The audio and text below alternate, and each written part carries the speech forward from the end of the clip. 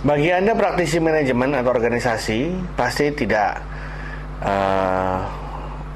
tidak asing lagi mendengar istilah internal audit, yaitu suatu unit di dalam organisasi yang ditugaskan untuk memastikan bahwa seluruh tata kelola manajemen yang berlangsung di dalam perusahaan sesuai dengan tata kelola yang baik atau governance yang baik.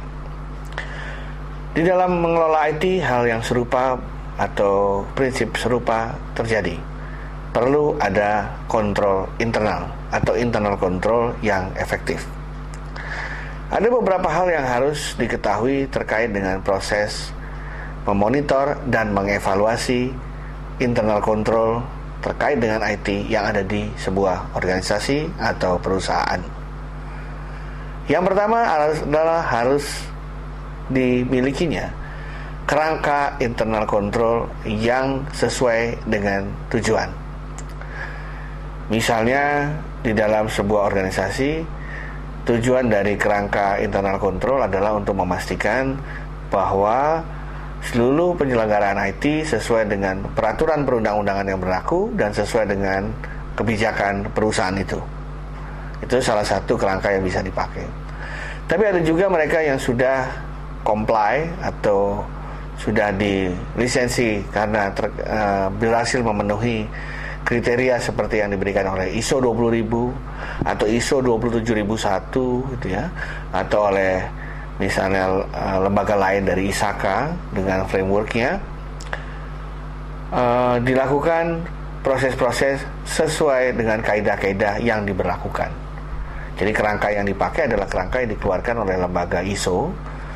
Kalau memang menggunakan ISO 20000 atau ISO 27001 atau ISO 38500 atau ISO yang lain, atau menggunakan kerangka yang dipakai oleh ISAKA misalnya, Information System Auditor and Control Association.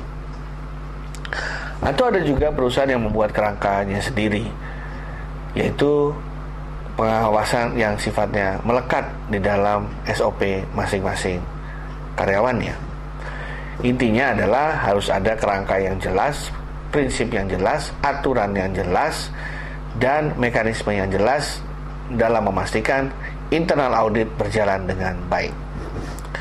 Yang kedua adalah yang terkait dengan supervisory review.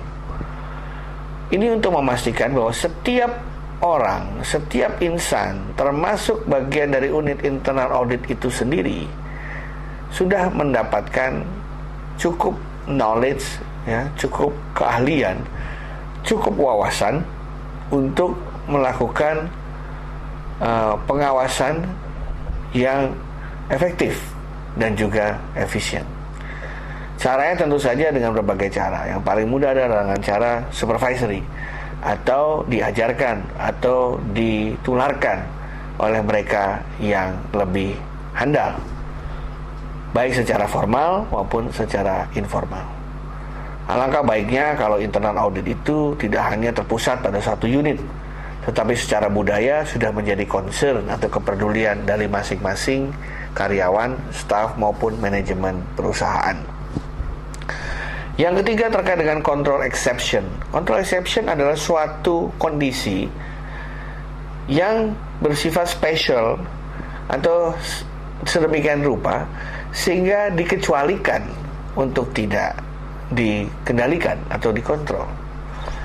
Nah, terhadap semua proses yang dikecualikan ini, misalnya dikecualikan adalah jika seorang pemegang saham atau pemilik ingin masuk ke dalam ruang server, atau misalnya ada tamu VVIP ya yang ingin mengcopy lewat flash disknya atau apapun lah itu.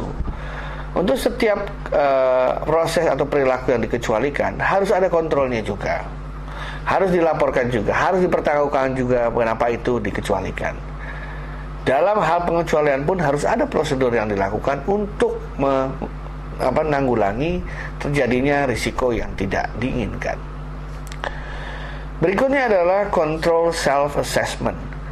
Ada baiknya setiap perusahaan melakukan kajian diri atau self-assessment, gitu ya, untuk melihat apakah masing-masing sudah memiliki kendali kontrol yang baik. Banyak yang mengatakan ini adalah proses evaluasi diri, melihat ke diri sendiri, di mana ada lubang-lubang kendali yang belum benar-benar dijaga, di mana ada risiko yang belum benar-benar diperhatikan dan dimitigasi oleh organisasi atau perusahaan, di mana terjadi hal-hal yang berpotensi untuk menimbulkan hal yang tidak diinginkan bersama. Nah, itu dilakukan oleh masing-masing orang dalam bentuk individu, kemudian dalam bentuk grup atau kelompok, dan kemudian di-share dalam bentuk forum yang lebih luas, agar organisasi mendapatkan knowledge mengenai bagian mana saja yang perlu ditingkatkan kontrolnya. Selanjutnya adalah terkait dengan kepastian bahwa kendali kontrol tersebut berjalan dengan baik. Artinya harus ada audit, ya, secara berkala. Sama seperti orang ketika harus melakukan general check up secara berkala untuk memastikan bahwa kondisi kesehatannya berjalan dengan baik. Tidak berarti kalau tidak ada masalah itu artinya semua aman. Tidak ada masalah artinya belum ada threat atau belum ada ancaman yang benar-benar tereksploitasi. Oleh karena itu ada baiknya audit dilakukan secara rutin dan berkala.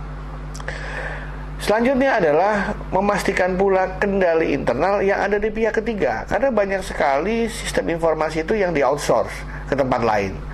Nah, dari mana kita tahu bahwa di tempat lain itu pengendaliannya bagus? Perusahaan yang meng-outsource datanya, walaupun sudah disandikan, tentu saja harus paham betul bagaimana pihak ketiga ini menjaganya. Sebab kalau tidak, percuma saja. Pihak ketiga membantu kita, tapi data kita bocor atau hilang atau jatuh ke tangan yang tidak berhak. Menurut aturannya, pihak ketiga pun wajib untuk mempertanggungjawabkan kendali yang mereka lakukan terhadap aset atau proses yang sudah kita alihdayakan atau kita outsource. Dan yang terakhir, berdasarkan temuan dari audit, berdasarkan temuan dari pengawasan, berdasarkan diskusi dan assessment diri, harus dilakukan perubahan, harus dilakukan aksi-aksi untuk memperbaikinya, harus dilakukan suatu proses tertentu untuk memperbaiki kontrol yang ada. Nah, ini perlu pula dilakukan karena tidak ada gunanya kalau hasil dari kajian, hasil dari asesmen risiko, hasil dari audit tidak ditindaklanjuti dalam bentuk tindak lanjut atau aksi yang nyata. Terima kasih.